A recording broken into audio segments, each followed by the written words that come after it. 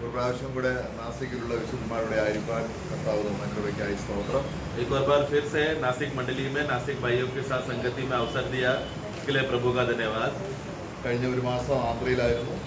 एक महीना मैं आंध्रा में था ഞങ്ങൾ പ്രാർത്ഥിച്ചുകൊണ്ടിരുന്നു. और आप लोग प्रार्थना में याद किया അതിന് നന്ദിയെ പ്രകാശിപ്പിക്കുകയാണ്. और मैं इसके लिए वो धन्यवाद मैं बताना चाहता हूँ. നമ്മൾ ദൈവദാസന്മാർക്ക് വേണ്ടി പ്രാർത്ഥിക്കുന്നതും ഒരു ശുശ്രൂഷയുടെ ഭാഗമാണ്. जब लोग प्रभु के दासों के लिए जब प्रार्थना करता है वो एक सेवा का भाग है. അവന്റെ നാമത്തോട് കാണിക്കുന്ന എല്ലാ പ്രവൃത്തികൾക്കും പ്രതിഫലം തരാൻ ദൈവം വളരെ വിശ്വസ്തനാണ്. और हमारा प्रभु इतना विश्वास योग्य है कि उनके नाम में जो भी सेवा हम करते हैं और उनके इच्छा के अनुसार जो भी कार्य करते हैं वो हमेशा प्रभु प्रतिफल देता ही है. നമ്മൾ പാടുന്നതുപോലെ ദൈവത്തിന്റെ സ്നേഹം നമ്മുടെ ബുദ്ധിക്ക് അതീതമാണ്. जैसा आपने गीत गाया कि प्रभु का प्रेम बहुत गहरा है कि वो अवर्णनीय, हम लोग वर्णन से भी बाहर है, हम लोग समझ भी नहीं सकते, उतना बड़ा है. നമുക്ക് വീണ്ടും അതിനെക്കുറിച്ച് തന്നെ നമുക്ക് ചിന്തിക്കാം. उसी विषय में थोड़ा आगे बढ़ेंगे हम लोग. നമ്മൾ 2 കൊരിന്ത്യർ 5:21 വാക്യത്തിൽ നമ്മൾ ഇങ്ങനെ വായിക്കുന്നു. दूसरा कुरिन्थी 5:21 में हम लोग इस रीति से पढ़ते हैं. जो पाप से अज्ञात था उसी को हमारे लिए पाप ठहराया कि हम उसमें होकर परमेश्वर की धार्मिकता बन जाए. ഓക്കേ, നമുക്ക് ഈ വചനത്തിന്റെ അല്പം ഒരു വിശദീകരണം ആവശ്യമാണ്. ये वचन का बैकग्राउंड थोड़ा जानना जरूरी है. നമ്മൾ നീതിമാന്മാരായി തീരേണ്ടത്, ദൈവത്തിന്റെ നീതിയായി തീരേണ്ടതിന് യേശു ചെയ്ത പ്രവൃത്തിയെ കുറിച്ചാണ് ഇവിടെ നമ്മൾ വായിക്കുന്നത്. तो यहाँ पर हम परमेश्वर की धार्मिकता बन जाने के लिए प्रभु ने कुछ कार्य किया है. നമ്മള് നമ്മുടെ സ്വന്തം പ്രവൃത്തി കൊണ്ട് നീതിമാന്മാരായതല്ല. मतलब हम लोग ने कुछ स्वयं का कार्य करके परमेश्वर के सामने धर्मी ठहराए गए, वैसा नहीं है.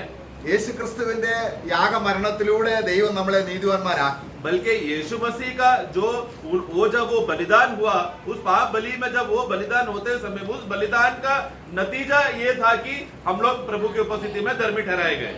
അപ്പോൾ ഒരു യാഗം മാത്രം പോരാ നമ്മളെ ദൈവസന്നിധിയിൽ വിശുദ്ധരും നിഷ്കളങ്കരുമായി നിർത്താൻ. അത് പഴയ നിയമം ആവശ്യപ്പെടുന്ന ദൈവത്തിന്റെ ന്യായപ്രമാണത്തിലെ റിക്വയർമെന്റ് പല യാഗങ്ങളുണ്ട്. तो जैसा पुराने नियम में हम देखते समय में पुराने नियम में बहुत सारा बलियों का वर्णन किया है, तो वो सारा बलियों का पूर्तिकरण जो वाचा के अनुसार जो दिया गया था, व्यवस्था में दिया गया था, वो सारा बलिदान का विशेषता है. जब पूरा होगा तभी एक व्यक्ति परमेश्वर की उपस्थिति में धर्मी होकर खड़े रह सकता है. അതെല്ലാം ഉൾക്കൊള്ളുകൊണ്ടാണ് ഇവിടെ ദൈവത്തിന്റെ ദാസൻ ഇവിടെ പഴയ നിയമം കുറെയൊക്കെ അറിയാവുന്നവരോടാണ് ഇവിടെ പറയുന്നത്.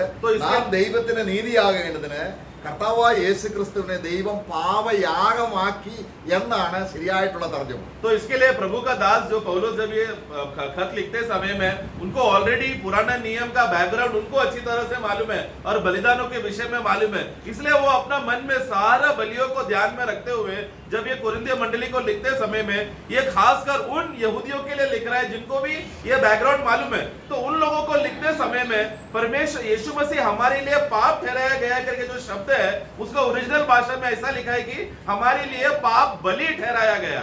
അപ്പോൾ ഒരു യഹൂദനെ നീതിമാനും വിശുദ്ധനുമായി ദൈവസന്നിധിയിൽ നിർത്തണമെങ്കിൽ പാപയാഗം മാത്രം പോരാ, അനേക യാഗങ്ങൾ അതിനോട് ബന്ധപ്പെട്ടുള്ളത് കൊണ്ട് നാം ആ വശങ്ങളിലൂടെ ഗ്രഹിച്ചെങ്കിൽ മാത്രമേ ദൈവാത്മാവ് ഇവിടെ എന്താണ് ഉദ്ദേശിക്കുന്നതെന്ന് മനസ്സിലാകൂ. तो एक यहूदी जानता है सिर्फ पाप बलि अकेला करने से वो परमेश्वर की उपस्थिति में कभी भी धार्मिक रीति से खड़ा रह नहीं सकता, निष्कलंक रीति से शुद्ध रीति से खड़ा रह नहीं सकता, उसको मालूम है. तो उसी रीति से हमें भी कुछ बातें बाकी बलियों के साथ का विषय में किस रीति से बातों को सब मिलकर कार्य होता है करके वो बात का बैकग्राउंड या उसका सही अर्थ हमें भी जानना जरूरी है. അപ്പൊ നമുക്ക് ലേവ്യ പുസ്തകം അതിന്റെ 7-ാം അധ്യായത്തിന്റെ 37-ാം വാക്യത്തിൽ ദൈവം ആവശ്യപ്പെട്ട ബലി ഏതൊക്കെയാണ് എന്ന് അവിടെ നമുക്ക് കാണാം. तो इस विषय के लिए जो धार्मिक रीति से निष्कलंक रीति से और पवित्र रीति से खड़े रहने के लिए हम लोग खड़े हो सके उसके लिए क्या क्या बलियों का जरूरत है करके लेविय का पुस्तक 7वां अध्याय में हम पढ़ते हैं.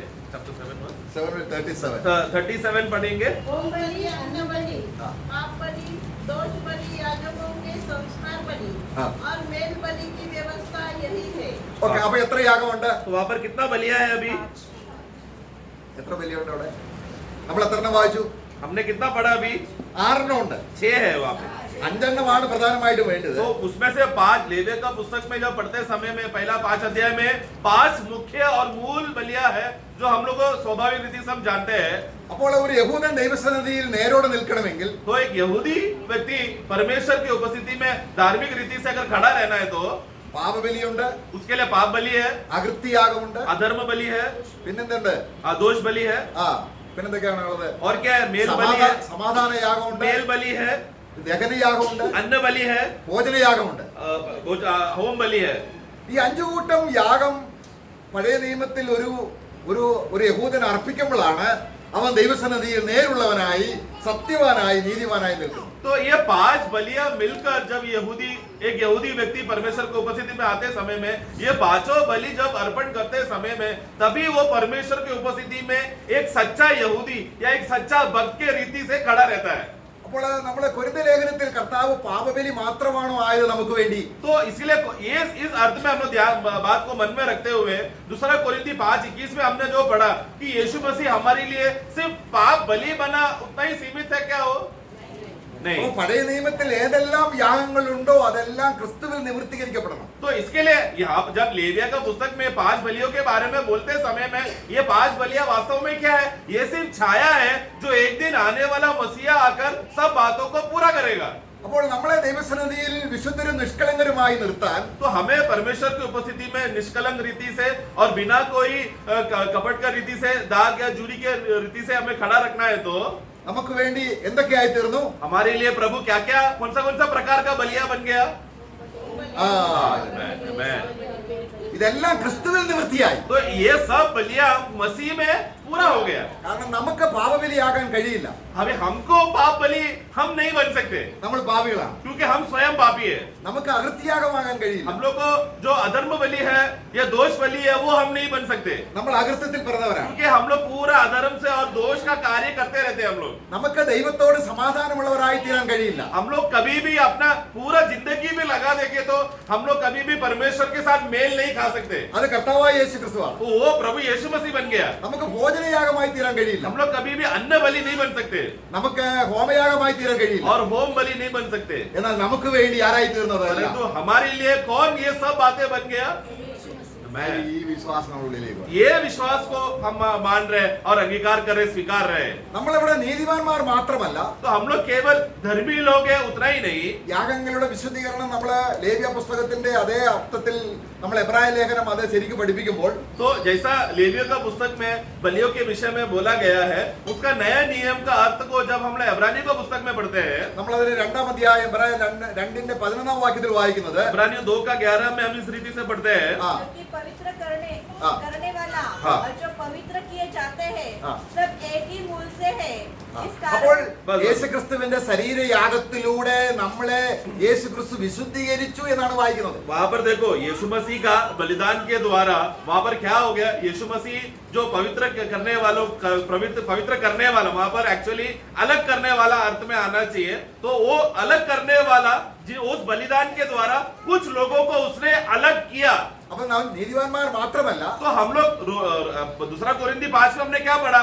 हम लोग केवल बलिदान की वजह से धर्मी हो गए. केवल उतना ही नहीं, हम लोग पवित्रता में अलग भी हो गए अभी प्रभु के लिए. നമ്മൾ എബ്രായ ലേഖനം 10-ാം അധ്യായം 10-ാം വാക്യത്തിൽ വായിക്കുകയാണ്. അത് പിന്നെയും हम लोग इब्रानियों 10:10 में वही बात फिर से हम पढ़ते हैं. ईश्वर से हम यीशु मसीह की देह के हाँ। एक ही बार बलिदान ആ, चढ़ाने ഒരു യാഗത്തിലൂടെ एक ही बलिदान से പഴയ നിയമത്തിൽ എത്ര യാഗമുണ്ട്? पुराने नियम में कितना बलिया पढ़ा हमने? ഈ 5 യാഗവും ഒരു ശരീരയാഗത്തിൽ तो നിവൃത്തീകരിക്കും. वो 5 बलिया जो पुराने नियम में था वो यीशु मसीह के एक शरीर के अर्पण में एक ही बलि में 5 मौजूद है. उसमें ഇതൊരു യഹൂദൻ വിശ്വസിക്കുമ്പോൾ ये जब एक यहूदी विश्वास करेगा അവൻ അക്ഷയമായി ഒരു കുഞ്ഞാടിനെ യാഗമറുത്തുകൊണ്ട് वो तो क्या करेगा?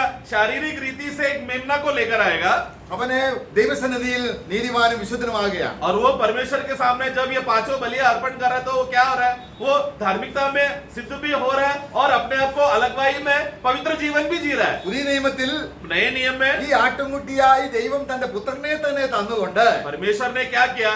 एक ही बलि 5 बलियों को मिक्स करके एक ही में जो यीशु मसीह जो खुद एक मेमना बनकर आया അവൻ ആരായി തീർന്നു? वो कौन बन गया? പാപബലിയായി. वो क्या क्या बना हमारे लिए? पाप बलि बना, പിന്നെ എല്ലാ യാഗങ്ങളും और वो सब प्रकार का बलिया जो लेवी या पुराने नियम में वर्णन किया है वो सब एक ही में आ गया। അപ്പോൾ യേശുവിനെ നമ്മൾ ഉൾക്കൊള്ളുമ്പോൾ, इसलिए जब हम यीशु को स्वीकारते हैं, യേശുവിനെ നമ്മൾ കൈക്കൊള്ളുമ്പോൾ, यीशु मसीह को हम मानते हैं, കർത്താവ് രക്ഷിതാവുമായി നമ്മൾ സ്വീകരിക്കുമ്പോൾ, वो हमारा प्रभु है, वो हमारा उद्धार करता है, ऐसा मानकर जब हम विश्वास करते हैं, ദൈവം നമ്മളെ മക്കളും വിശുദ്ധരും നിഷ്കളങ്കരുമായി കാണാൻ കാരണം യേശുവിന്റെ യാഗമാണ്. तो क्योंकि हमने यीशु को विश्वास करने की वजह से परमेश्वर कहता है कि तुम मेरे बेटे हो, तुम लोग धर्मी हो चुके हो, तुम लोग पवित्र हो गए हो, अलग हो गए हो। ये सब क्यों प्रभु पिता परमेश्वर मान रहे हैं? क्योंकि उसके लिए बलि यीशु मसीह ने चढ़ाया। കാരണം ഇന്ന് ദൈവമക്കൾ എന്ന് വിളിക്കപ്പെടുവാൻ ദൈവം എത്ര സ്നേഹം, ഈ സ്നേഹത്തിന്റെ പിന്നിൽ എന്താണ്? देखो- യേശുവിനെ യാഗമാക്കിയതാണ്. देखो, परमेश्वर ने हमसे प्रेम करने के लिए या हम उनके संतान बन जाने के लिए पिता परमेश्वर ने हमसे कितना प्रेम किया, अपना पुत्र को बलिदान के रूप में अर्पण किया। उसमें वो कितना प्रेम मौजूद है उसमें। അതുകൊണ്ടാണ് നമ്മൾ ദൈവത്തെ ആരാധിക്കുന്നത്. इसीलिए तो हम लोग परमेश्वर का आराधना करते हैं। ഒരു പാപി ദൈവത്തെ ആരാധിക്കാൻ ദൈവം ആവശ്യപ്പെടുന്നില്ല.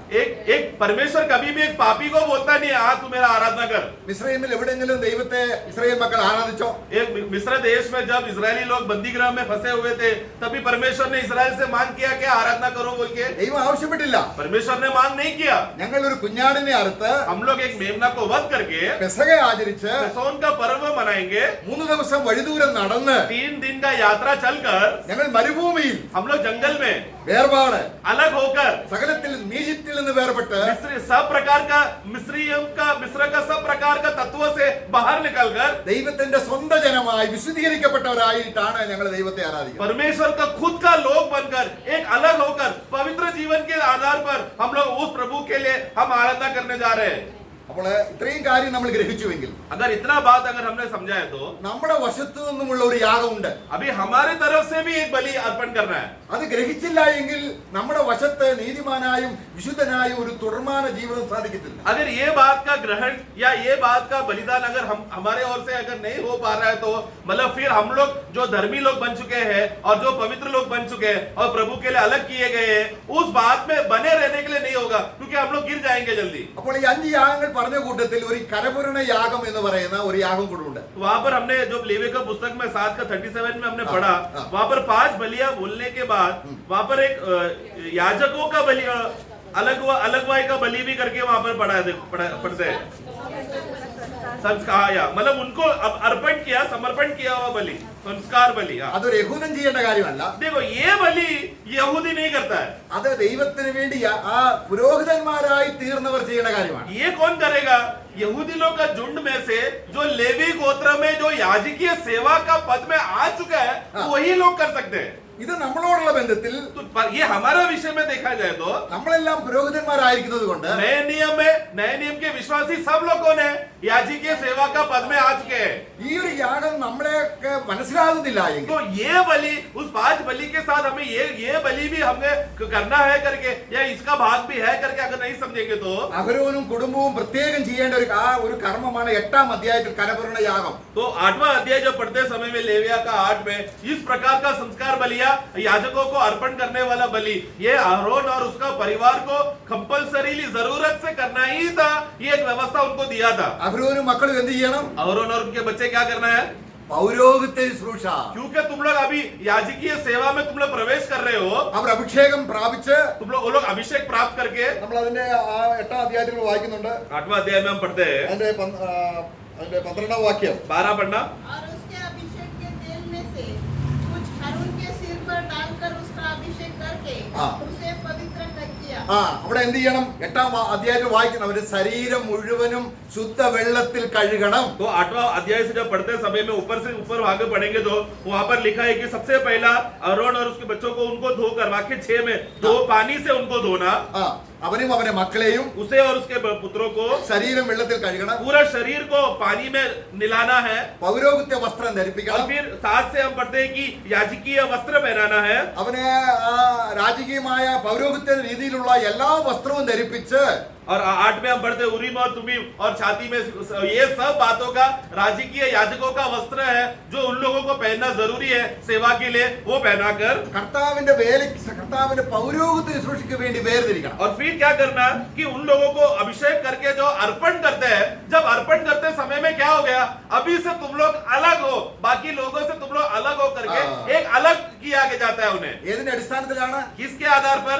നേരത്തെ നടന്ന 5 യാഗങ്ങളുടെ അടിസ്ഥാനത്തിൽ. इसके पहले एक 5 बलिदान, 5 प्रकार का बलिदान किया था. അതിന്റെ അടിസ്ഥാനത്തിൽ उसके आधार पर അഹരോനും മക്കളും उसके बाद आरोन और बच्चे തങ്ങളുടെ ശരീരങ്ങളെ अपना शरीरों को भी ദൈവത്തിന് യാഗമായി വേർതിരിക്കണം. परमेश्वर के लिए एक अपने आप को समर्पण करते हुए अपना शरीरों को भी अर्पण करना है. എങ്കിൽ മാത്രമേ तो ही വിശുദ്ധനും നീതിമാനുമായി ജീവിതം നയിക്കാൻ കഴിയുന്നു. एक पवित्र जीवन और निष्कलंक जिंदगी वो आरोन और उसके परिवार जी पाएंगे.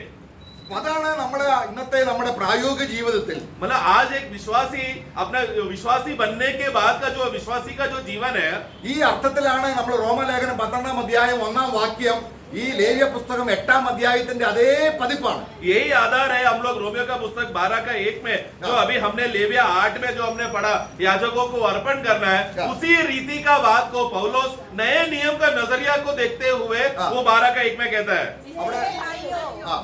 मैं तुमसे परमेश्वर की दया स्मरण दिलाकर हाँ. विनती करता हूँ हाँ. कि अपने शरीर को जीवित देखो अपने शरीर को जीवित हाँ. और पवित्र हाँ. और परमेश्वर को भावता हुआ बलिदान करके चढ़ाओ. आमेन. यही അപ്പം तुम्हारा- ഓക്കെ बस ഓക്കെ. അപ്പൊ ഈ അഹരോനും മക്കളും തങ്ങളുടെ ശരീരങ്ങളെ ദൈവാലയ സൂക്ഷിക്ക് വേണ്ടി വേർതിരിക്കുമ്പോൾ 5 യാഗങ്ങളെ കുറിച്ചുള്ളവർക്ക് ബോധമുണ്ട്.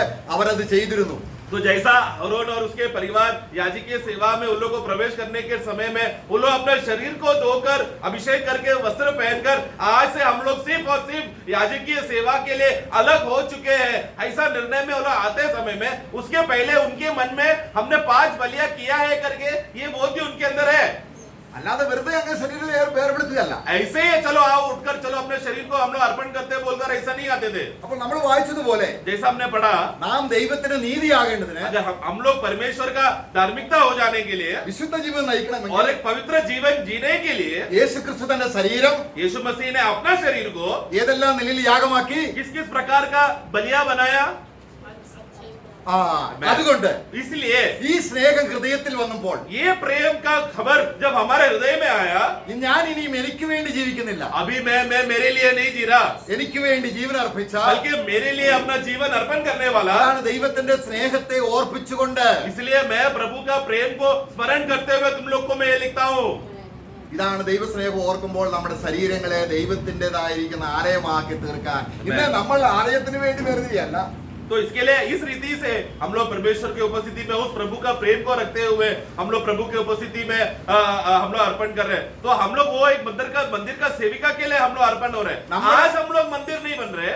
അല്ല നമ്മൾ ഒരു സേവയ്ക്ക് വേർതിരിക്കുകയല്ല. तो आज सॉरी आज हम लोग जैसा पुराने नियम में सेवा के लिए अलग करता था वो व्यक्ति वैसी ही सेवा करता, उस रीति से शारीरिक रीति से नहीं कर रहे अलग भाई, നമ്മുടെ ശരീരത്തെ മന്ദിരമായി വേർതിരിക്കുകയാണ്. बल्कि अपना शरीर को ही एक मंदिर बनाकर अलग कर रहा है. Praise the Lord. मैं എങ്ങനെയാണ് ആത്മാവ് നമ്മിൽ വസിക്കുന്നത്? आत्मा हमारे अंदर कैसा बसता है. ഈ 5 യാഗങ്ങളെ കുറിച്ച് അറിഞ്ഞില്ലെങ്കിൽ ആത്മാവ് നമ്മളിൽ വരില്ല. ये 5 बलियों का सही अर्थ अगर हम समझ में नहीं आएंगे तो आत्मा हमारे में निवास नहीं करेगा. റോമലേഖനം 8-ാം അധ്യായം 3-ാം വാക്യത്തിൽ ഈ 5 യാഗങ്ങളുടെ സ്മരണയാണ്. കാരണം ന്യായപ്രമാണത്തിന് കഴിയാഞ്ഞതിനെ സാധിപ്പാൻ तो रोमियो का पुस्तक 8 का 3 पढ़ते समय में ये 5 बलियों का बात वहां पर कहता है कि हमारे शरीर दुर्बल होने के वजह से व्यवस्था का जो मान था हमारे दुर्बल शरीर नहीं कर पाया.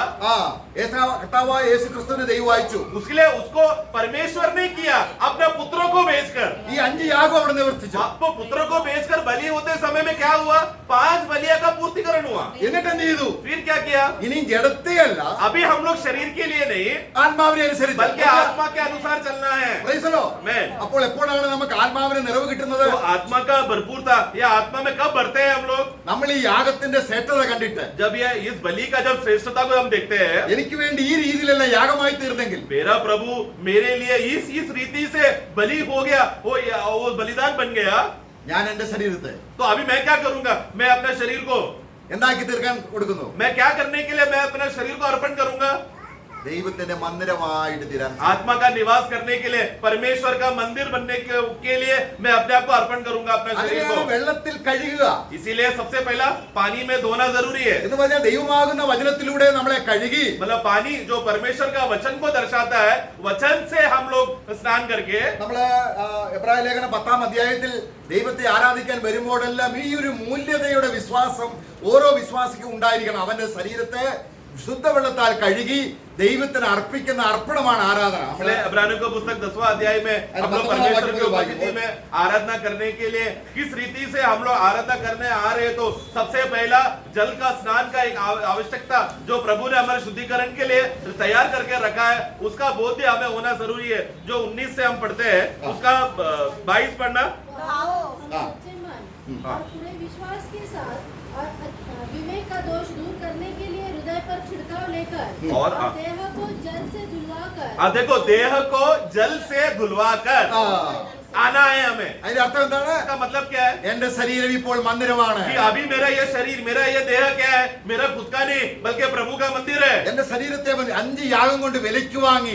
मेरा प्रभु इस देह प्रभु का मंदिर बन जाने के लिए यीशु मसीह ने 5 बलियां अर्पण कर कर मूल दाम देकर मेरा देह को खरीद लिया। ഇനി എന്റെ ശരീരം എനിക്കുള്ളതല്ല, अभी मेरा देह मेरा नहीं ദൈവത്തിന്റെ ആത്മാവിന്റെ നിവാസമാണ്. बल्कि प्रभु का आत्मा का निवास स्थान है। ഇങ്ങനെ ദൈവത്തോട് അടുത്ത് വരുമ്പോൾ ഈ ഒരു ബോധ്യത്തിലൂടെ ഹൃദയപൂർവ്വം അടുത്ത് വരുവീൻ എന്നാണ് പറഞ്ഞത്. इस रीति से मैं इस बोध्य में प्रति समय में ये बात को याद करते हुए प्रभु का मैं निकट आ रहा हूँ, मैं स्मरण कर रहा हूँ प्रभु ने मेरे लिए क्या क्या किया, जिसकी वजह से आत्मा मेरे में निवास कर रहा है करके अपने आप को समर्पण करते हुए बोध्य में अर्पण कर रहा हूँ मैं अपने आप को। സ്വർഗത്തിൽ തളിക്കപ്പെട്ട രക്തം स्वर्ग में जो छिड़का हुआ लहू, എന്നെ വിലയ്ക്ക് വാങ്ങി.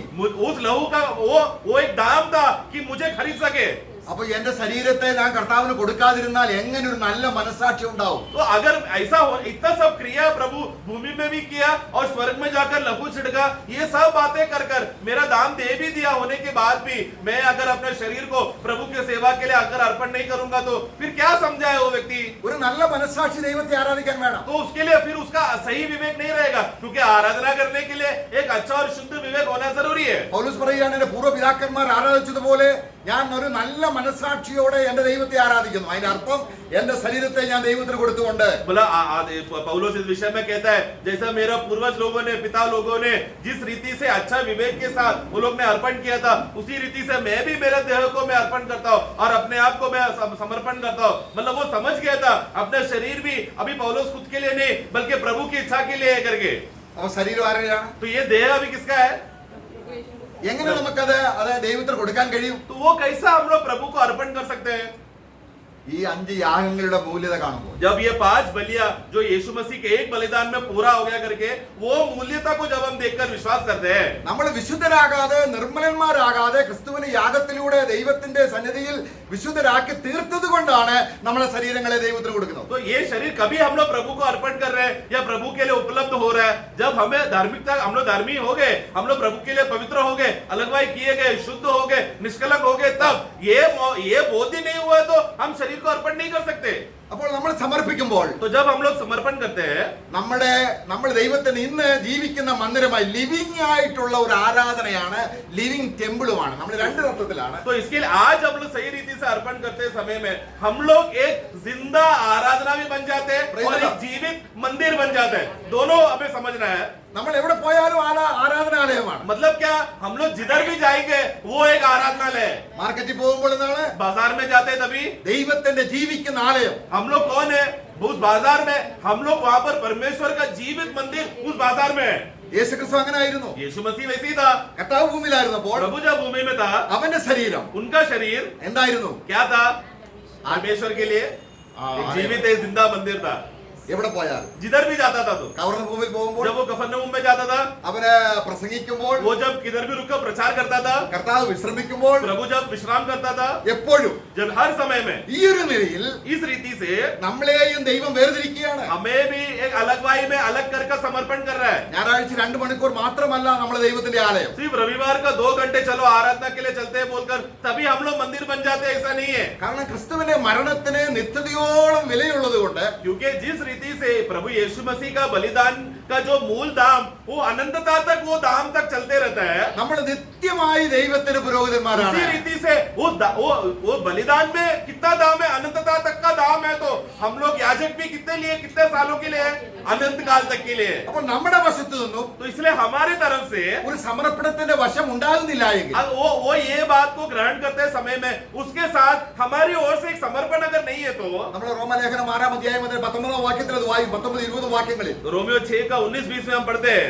നിങ്ങളുടെ हमारी शारीरिक दुर्बलता के कारण हाँ। मनुष्य की रीति पर कहता हूँ, हाँ। जैसे तुमने अपने अंगों को कुकर्म के लिए हाँ। अशुद्धता और कुकर्म के दास करके सौंपा था, वैसे अब अपने अंगों को पवित्रता के लिए धर्म के दास करके सौंप दो।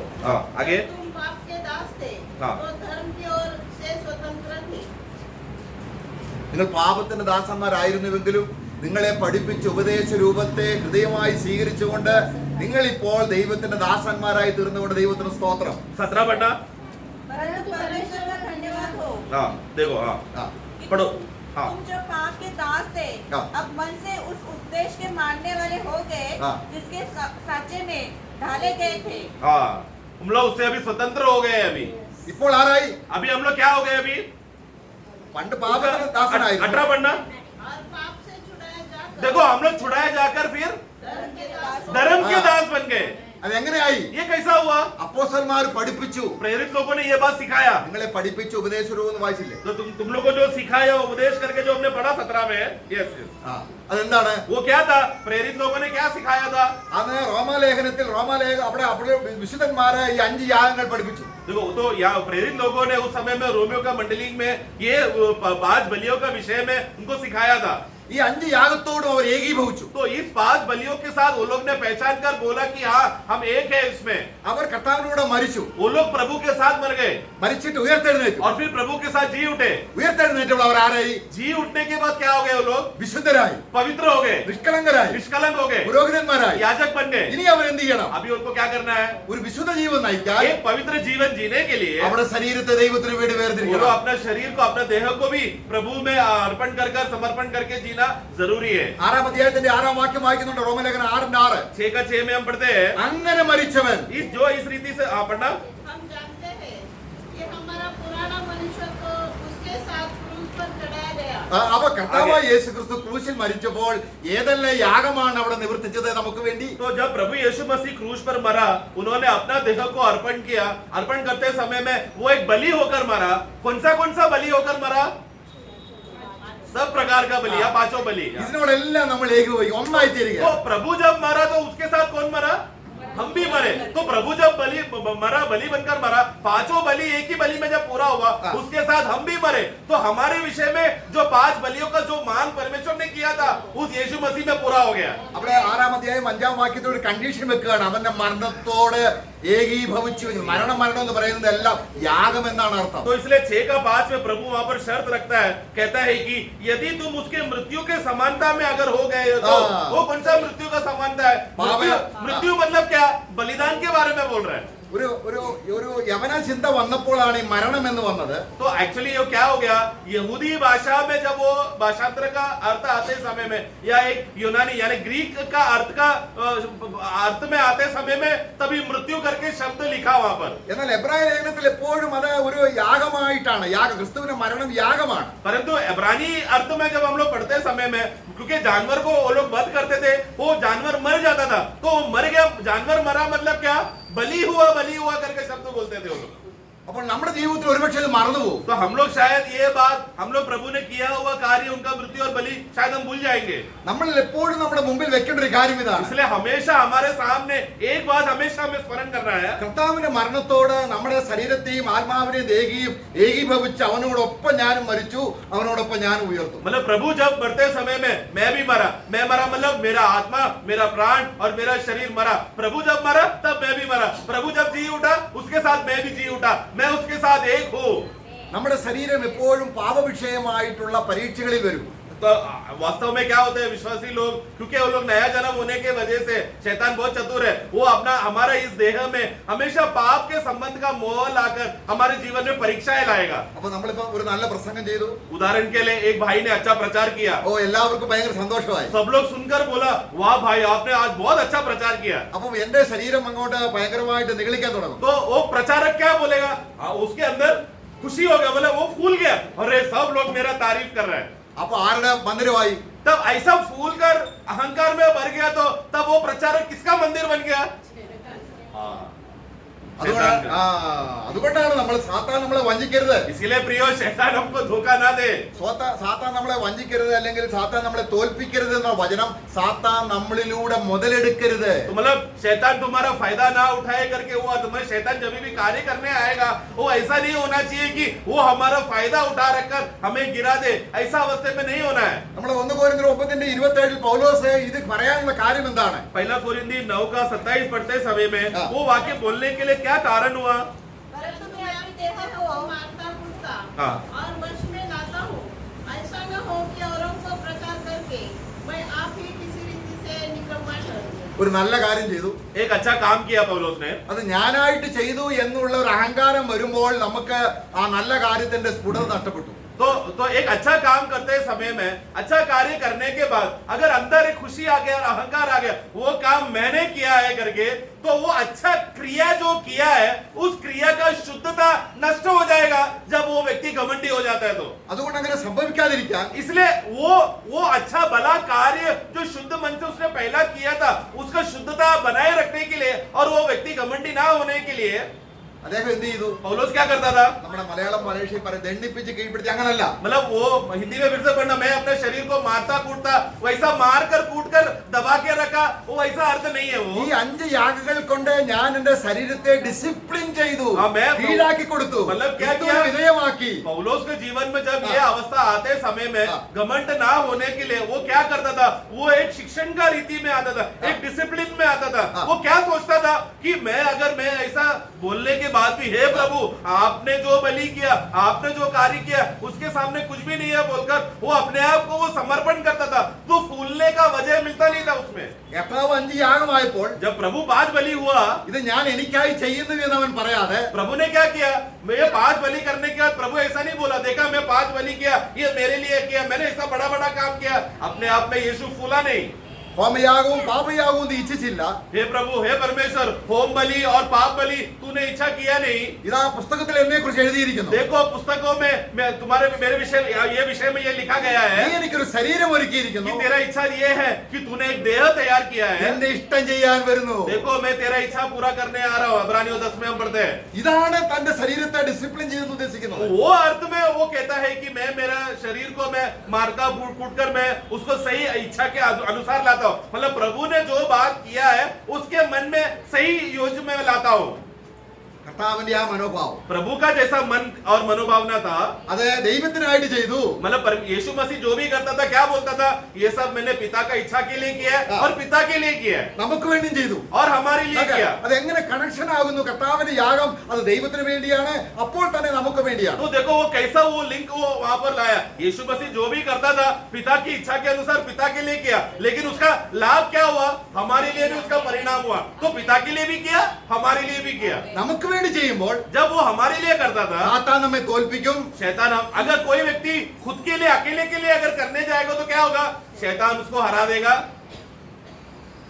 നമ്മൾ ഒരു പൗരോഹിത്യത്തിൽ നമ്മൾ പരാജയപ്പെടും. और फिर एक याजकीय सेवा में सीधा होकर प्रभु के लिए खड़े रहना चाहिए था, वो व्यक्ति शैतान में गिर गया, वो हार गया, फिर वो याजकीय सेवा सही रीति से कर नहीं पाएगा। നമുക്ക് എഫെസ്യ ലേഖനം 5-ാം അധ്യായത്തിന്റെ 2-ാം വാക്യം വായിക്കുമ്പോൾ एफेसों का पुस्तक 5 का 2 में हम पढ़ते हैं, ഇവിടെ ഈ യാഗത്തിന്റെ പ്രത്യേകത 5 യാഗങ്ങളും ഇവിടെ ഒരുമിച്ച് പറയുന്നുണ്ട്. तो यहाँ पर भी एक बलिदान के बारे में बोलते समय में और 5 प्रेम में बलियां यहाँ चलो, पर है। हाँ, और प्रेम में चलो जैसे मसीह ने भी तुमसे प्रेम किया और हमारे लिए अपने आप को सुखदायक सुगंध के लिए परमेश्वर के आगे भेंट करके बलिदान നോക്കുക, कर दिया। അവിടെ കർത്താവ് യാഗമായി തീർന്നത് ആർക്ക് വേണ്ടിയാണ്? तो यहाँ पर देखो परमेश्वर अपने आप को बलिदान किया, किसके लिए किया?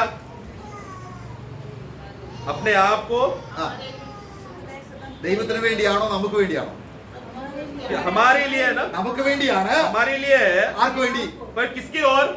परमेश्वर की ओर। നോക്കുക ആ കണക്ഷൻ കണ്ടോ? तो वो लिंक देखो, मतलब जो भी काम परमेश्वर की इच्छा के अनुसार करता था उसका परिणाम किसको मिलता था? हमें मिलता था।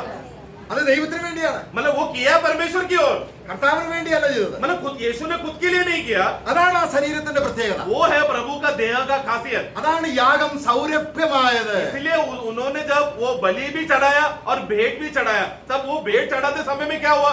वहां पर सुगंध आया। ഇവിടെ വഴിപാടും എന്നും യാഗമെന്നും രണ്ട് വാക്ക് നിങ്ങൾ ശ്രദ്ധിച്ചിട്ടുണ്ടോ? वहां पर हिंदी में वो एक्चुअली क्या आना चाहिए? मैंने प्रभु के लिए भेंट भी चढ़ाया और बलि भी चढ़ाया। ऐसा दो शब्द अलग अलग आना चाहिए। भेंट करके बलिदान कर। भेंट करके बलिदान नहीं, भेंट भी किया और बलिदान भी किया। ऐसा दोनों अलग अलग बातें हैं, एक ही में नहीं हुआ वो। ओके ओके, मराठी में आया, ठीक। अर्पण आणि बलिदान, राइट। അതല്ല, അർപ്പണമല്ല. അതായത് अलग काम। അതായത് അവിടെ നമ്മള് ലേവ്യ യാഗത്തിൽ 5 യാഗങ്ങൾ കണ്ടില്ലേ? जब हम लोग लेविया का पुस्तक में 5 बलियों को वहां पर देखते हैं, അതിൽ ഒരു യാഗം उसमें से एक बलि രക്തം ചിന്താതെയുള്ള വഴിപാടാണ്. ഉസ്മേ അത് ഭോജനയാഗം. ലഹു ഫ്ലോറാണ്. അതായത് യവന അല്ലെങ്കിൽ പൊടി, അതായത് കർത്താവിന്റെ ഭൗമിക ജീവിതത്തെ കാണിക്കുന്ന പൊടി എന്ന് പറഞ്ഞാൽ അത് ഭോജനയാഗം, ഭക്ഷണമാണ്. അതിനകത്ത് രക്തമില്ല. उसमें से एक बलि, ऐसा बलि, वो एक बलि नहीं, उसको भेंट के रीति से, खास रीति से अलग कर कर अर्पण किया जाता था। वो है अन्न बलि। क्योंकि अन्न बलि जब अर्पण करते समय में उसमें लहू बहने का कुछ भी बात वहां पर नहीं था, क्योंकि वहां पर पशु नहीं लाता था, अन्न लाता था। वो अन्न क्या था? वो आटा लाता था। जो मैदा है, वो जो आटा है, वो आटा क्या रहेगा? वो पाउडर के फॉर्म में रहता है। जो आटा शुरुआत में, वो आटा क्या दिखाता है? यीशु मसीह का 33.5 साल का शारीरिक जीवन जो उसने जिया, जो संपूर्ण रीति से पिता परमेश्वर को तृप्त किया, वो अन्न बलि का दिखाता है, जो भेंट के मार्फत अर्पण हुआ। അതുകൊണ്ടാണ് അവൻ പാപമില്ലാത്തവനെ, इसलिए वो जो पाप से अज्ञात था, അവനെ ദൈവം എന്താക്കി? उसको परमेश्वर ने क्या किया? പാപ ബലിയാക്കി. हमारे लिए पाप बलि बनाया। എന്ന് പറഞ്ഞാൽ സാക്രിഫൈസ് ആക്കി, രക്തം ചിന്തി. मतलब तो वो उनके अंदर पाप कुछ भी नहीं था, लेकिन हमारे लिए जब वो बलि बनाया, मतलब क्या? वो बलि में क्या है? लहू बहाया वहां पर। യേശു 33 വർഷം ജീവിച്ചപ്പോൾ यीशु मसीह जब 33.5 साल का जिंदगी जिया, അവന്റെ ജീവിതത്തിൽ ഒരിക്കലും രക്തം പൊടിഞ്ഞിട്ടില്ല ശരീരത്തിൽ. वो 33.5 साल का जीवन में, यीशु के जीवन में से कभी भी, शरीर में से कभी भी लहू बहा नहीं।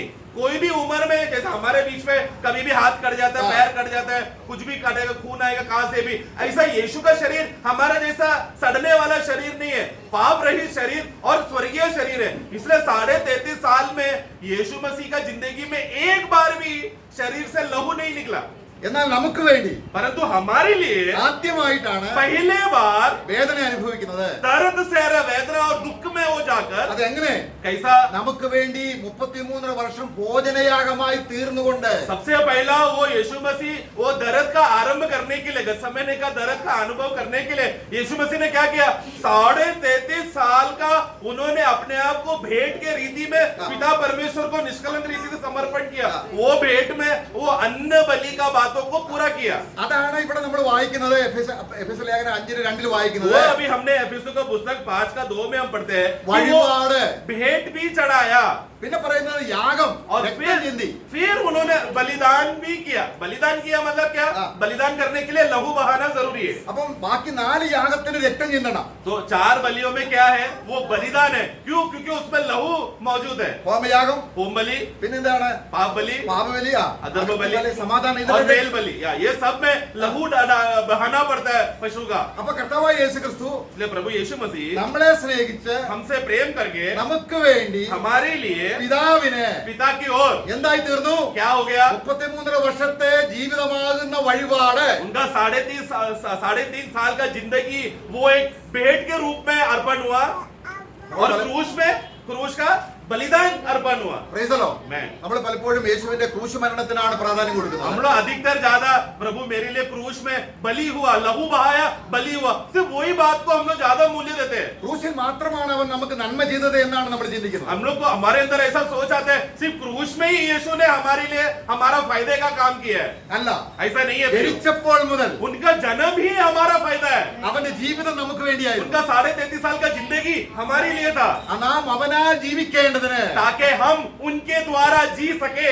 Praise the Lord. ഒന്ന് അവൻ പാപയാഗമായി തീർന്ന്, एक है वो पाप बलि बना, പിന്നെ അകൃത്യയാഗമായി തീർന്നു, अधर्म बलि दोष बलि बना, നമുക്ക് സമാധാനയാഗമായി തീർന്നു, मेल बलि बना, നമുക്ക് होमयाग ഹോമയാഗമായി और തീർന്നു. होम बलि बना.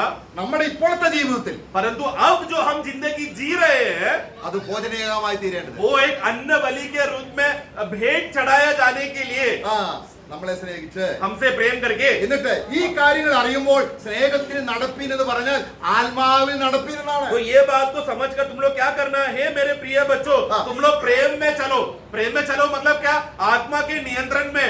आत्मा तुमको ये सारा बलियों का प्रकाश करते हुए तुम चलो. तो प्रेम में चलो मतलब पिता परमेश्वर ने यीशु को जो बलिदान किया है वो प्रेम उसमें मौजूद है, जो आत्मा समझाएगा. ഈ സ്നേഹം നമ്മുടെ ഉള്ളിൽ കൊണ്ടുവരുന്നത് ആരാണ്? ये प्रेम हमारे अंदर कौन ला रहा है? റോമാലേഖനം 5-5 വാക്യം. रोमियो 5:5 में हम पढ़ते हैं, ക്രിസ്തു നമുക്ക് വേണ്ടി വഴിപാട് യാഗവുമായി തീർന്നു എന്നുള്ള സ്നേഹം ദൈവത്തിന്റെ പരിശുദ്ധാത്മാവ് ഹൃദയത്തിൽ എത്തുമ്പോൾ यीशु मसीह ने जो हमारे लिए भेंट भी किया और बलिदान भी हुआ, ये बात का प्रेम, पवित्र आत्मा हमारा उस प्रेम को हमारे आत्मा जब आत्मा में उंडेला गया है. पढ़ना 5 का 5. क्योंकि पवित्र आत्मा जो हमें दिया गया है उसके द्वारा परमेश्वर का प्रेम हमारे मन में डाला गया है. हमारे अंदर उंडेला गया है, डाला गया है. ആത്മാവിൽ നടക്കണമെങ്കിൽ നമുക്ക് കർത്താവ് എന്ത് ചെയ്യണം? तो आत्मा में अगर हमको चलना है तो पहला प्रभु को क्या करना पड़ेगा? എഫെസ്യ ലേഖനം 5:2 एफेसो 5 का 2. സ്നേഹത്തിൽ നടക്കുക എന്ന് പറഞ്ഞാൽ प्रेम में चलना मतलब क्या? ആത്മാവിൽ നടക്കുന്ന, मतलब आत्मा में चलना. ആത്മാവിന് ഫലം പുറപ്പെടുവിക്കണമെങ്കിൽ आत्मा का फल अगर प्रकट होना है तो നമ്മളെ കർത്താവ് യാഗത്തിലൂടെ വേർതിരിക്കണം. हमें प्रभु बलिदान के द्वारा हमें अलग करना होगा. അത് കർത്താവ് ചെയ്തു കഴിഞ്ഞു. जो प्रभु ने कर दिया, പക്ഷേ നമ്മുടെ ശരീരം परंतु हमारा ये देह, ഇപ്പോഴും നമ്മുടെ മാത്രമായിരിക്കുമ്പോൾ ये शरीर हमारा अभी भी हमारा है बोलकर उस विचार में हम जी रहे हैं. ദൈവത്തിന്റെ സ്നേഹം കണ്ടിട്ട് ഒരു വേർപാട് വന്നില്ല. प्रभु का प्रेम देखने के बाद भी अभी से मैं अलग वाई जीवन जीऊंगा, एक पवित्र जीवन जीऊंगा, ऐसा विचार अगर नहीं आ रहा है तो അതാണ് നമ്മള് എബ്രായ ലേഖനം 10-19 വാക്യം. इब्रानियों 10 का 19. നിങ്ങളുടെ ശരീരങ്ങളെ വെള്ളത്തിൽ കഴുകി, അതായത് ലേവ്യ പുസ്തകം 8-ാം അധ്യായത്തിലുള്ള അതേ കാര്യം. मतलब हमने 10 का जो हमने 22 में हमने पढ़ा कि अपने शरीरों को शुद्ध पानी से उसको धोया करके, मतलब क्या?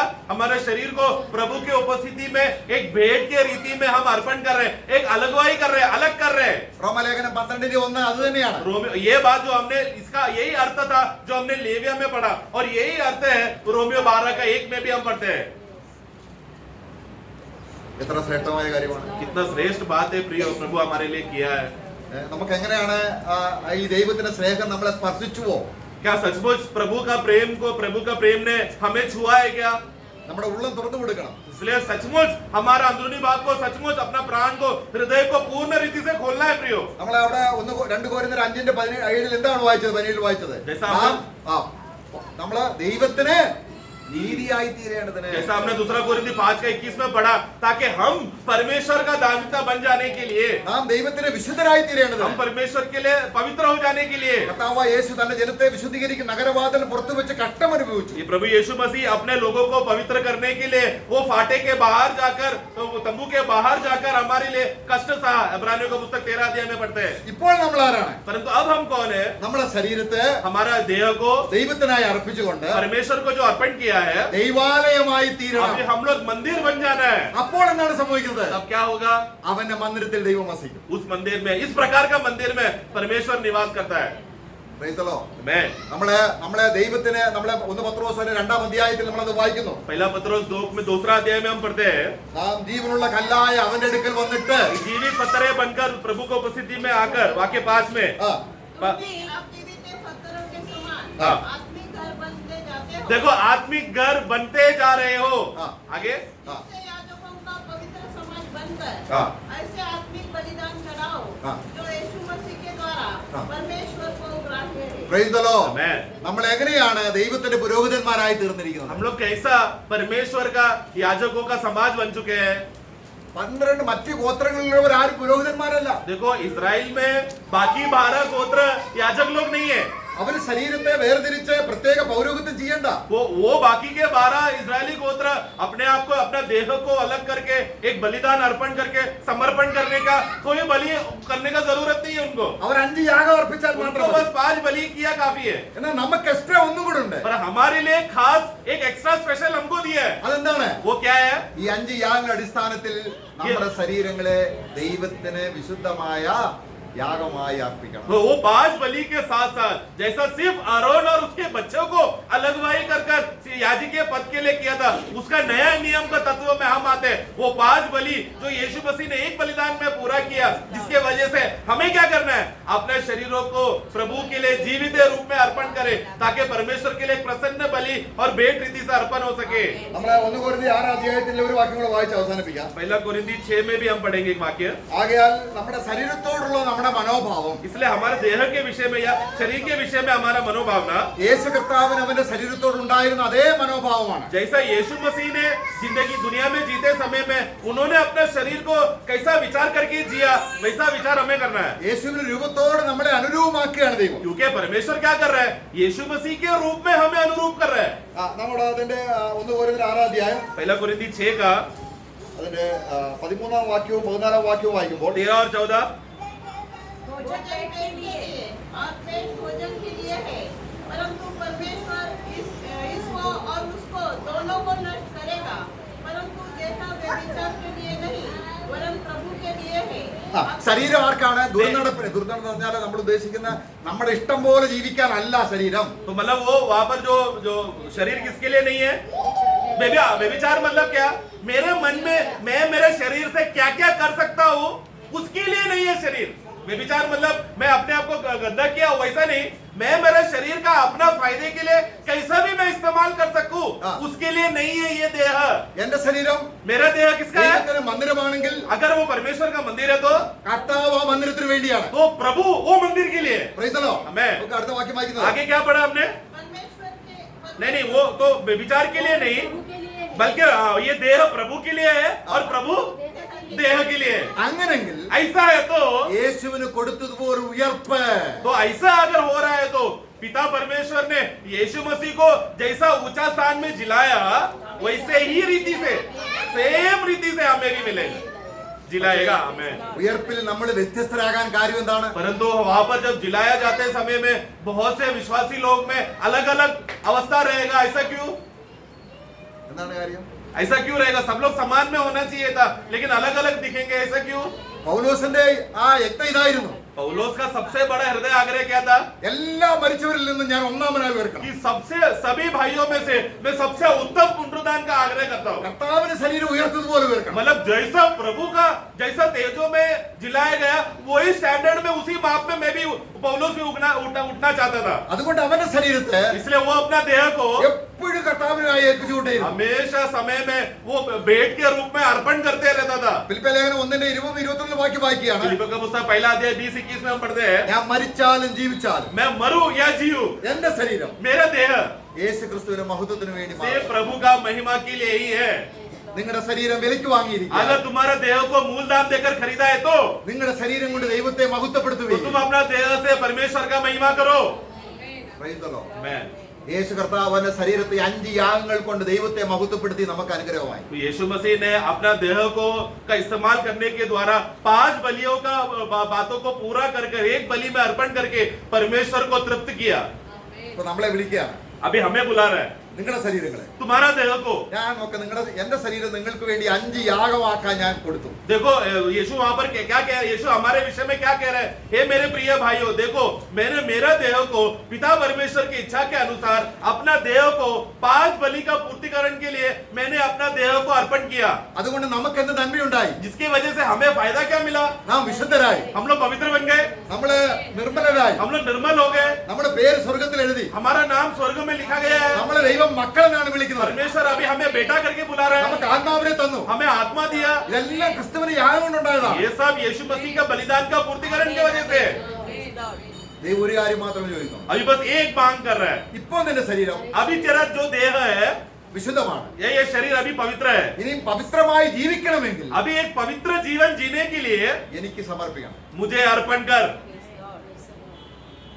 അല്ല എങ്കിൽ नहीं तो മരണം ഒരു ദിവസം വരും. मृत्यु एक दिन आएगा. മരണം നമ്മെ കീഴടക്കും. मृत्यु तुझे हमें कब्जा करेगा. മരണം കീഴടക്കുന്നതിന് മുൻപ് अगर मृत्यु कब्जा करने से पहले യേശുവിന്റെ കാൽക്കൽ നമ്മുടെ ശരീരത്തെ പൂർണ്ണമായി ഏൽപ്പിച്ചില്ല എങ്കിൽ, अगर ये मृत्यु कब्जा करने से पहले वो विश्वासी ने अपना पूर्ण आत्मा प्राण और देह को यीशु मसीह की ओर अर्पण करके समर्पण करके पूर्ण रीति से अर्पण नहीं किया तो അതിശ്രേഷ്ഠമായ ഒരു പുനരുദ്ധാനം നമ്മൾ പ്രതീക്ഷിക്കേണ്ടത്. फिर अति श्रेष्ठ पुनरुत्थान का उम्मीद मत करो, क्योंकि अर्पण करने के आधार पर रहेगा पुनरुत्थान. നമ്മുടെ ശരീരത്തിൽ നിത്യജീവൻ യാതാളമായി വ്യാപരിക്കുന്നതാണ് പുനരുദ്ധാനം. प्रियो, हमारे शरीर में भी अनंत काल का जीवन जब दौड़ेगा उसी को कहते हैं पुनरुत्थान.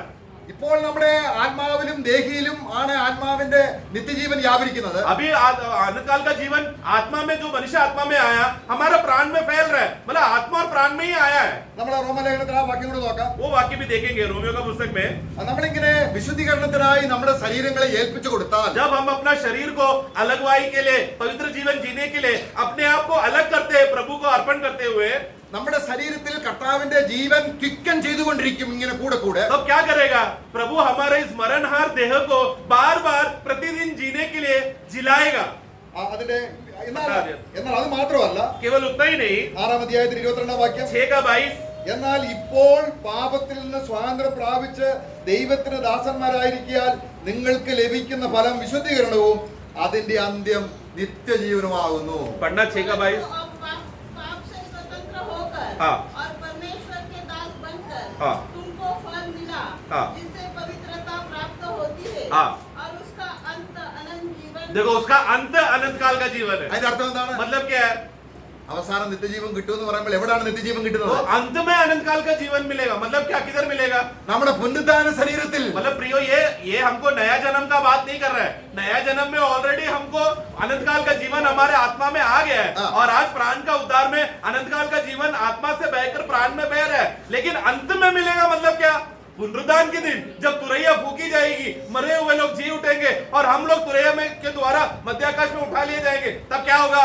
हमारा ये दीन हाथ देह आज पलक झपकते ही रूपांतर होकर हमारा शरीर में क्या बहेगा? अनंत काल का जीवन बहने लगेगा. അതിന്റെ സമൃദ്ധി उसका सामर्थ യേശുവിൽ ഒഴുകുന്നത് പോലെ जैसा यीशु में अभी भी बह रहा है ദൈവദാസന്മാരിൽ ഒഴുകുകയാണ്. और प्रभु के दासों में भी बह रहा है. കാര്യം എന്താണ്? कारण क्या है? അവരുടെ ശരീരത്തെ അവർ ദൈവത്തിന് കൊടുത്തുകൊണ്ടേയിരുന്നു. क्योंकि वो लोग ने क्या किया? अपना देह को भी, अपना शरीर को भी प्रतिदिन अर्पण करते हुए देते जा रहा था, समर्पण करते जा रहा था. അതാണ് 6:22 വിശുദ്ധീകരണത്തിന്റെ ഫലം എന്താണ്? तो 6:22 में देखो पवित्रता का फल क्या है?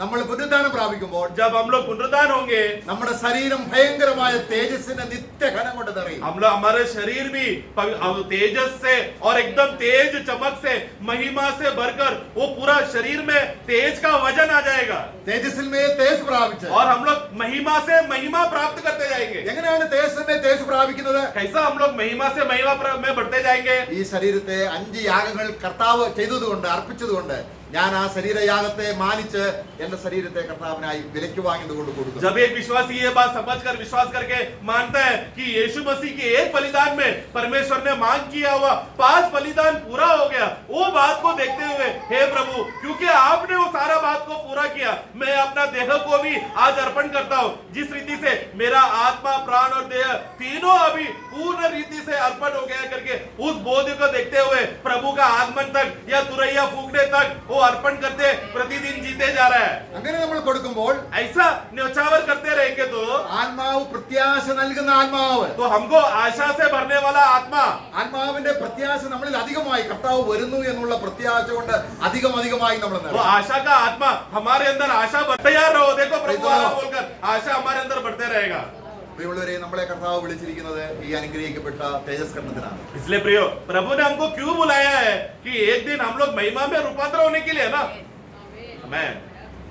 ദൈവത്തിന്റെ ആ പദ്ധതിയുടെ ആ അവസാന നിമിഷത്തിലേക്ക് നമ്മൾ എത്തുകയാണ്. इसलिए प्रियो, हम एक ऐसा समय में जी रहे हैं कि वो अंत का समय, वो महिमा का समय, उस पल में हम पहुंच चुके हैं. अभी ഇന്നോ നാളെ ഇത് സംഭവിക്കാം. आज या कल हो जाएगा वो संभव. പക്ഷേ നമ്മൾ തേജസ്സിൽ മഹത്വമില്ലാത്തവരായി ഡിമ്മായി തീരാൻ പോയ കാരണം परंतु आज प्रभु अगर आज आया या कल आया या तुरंत आया, हम लोग उठा लिए जाएंगे, ये तो सच है. लेकिन उठा लिया जाने के बाद तेजस में चमक अगर कम रहा, महिमा में हमारा प्रकाश कम रहा, उसका कारण कौन रहेगा?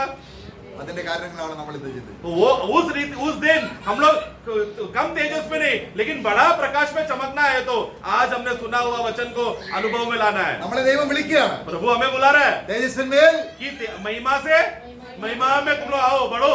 ആ മഹിമ നമുക്ക് വേണ്ടി കാത്തിരിക്കും. वो महिमा हमारे लिए इंतजार कर रहा है. നമുക്ക് ആ മഹിമ പ്രാപിക്കാം. आओ हम लोग सब साथ में मिलकर वो महिमा को प्राप्त करें. യേശു ക്രിസ്തുവിനെ മഹത്വം പ്രാപിക്കാനല്ലോ कि यीशु मसीह का महिमा प्राप्त करने के लिए ही तो ദൈവ സുവിശേഷത്താൽ നമ്മളെ വിളിച്ചത്. परमेश्वर ने सुसमाचार के द्वारा तुम्हें बुलाया है. നമുക്ക് ആ വിളിയെ അനുസരിക്കാം. आओ उस पुकार को हम सुने. ആ വിളിക്ക് ചെവി കൊടുക്കാം. उस पुकार जो बुलावट आया है उसको ध्यान दे. ആ വിളിച്ച ദൈവത്തിന് നന്ദി പറയാം. उस परमेश्वर ने जो हमें बुलाया उस पिता परमेश्वर को हम धन्यवाद दे. അവന്റെ നാമം മഹത്വപ്പെടുമാറാകട്ടെ. प्रभु का नाम का महिमा हो. ആമേൻ. Praise the Lord. കർത്താവ് സഹായിക്കട്ടെ. प्रभु का स्तुति हो.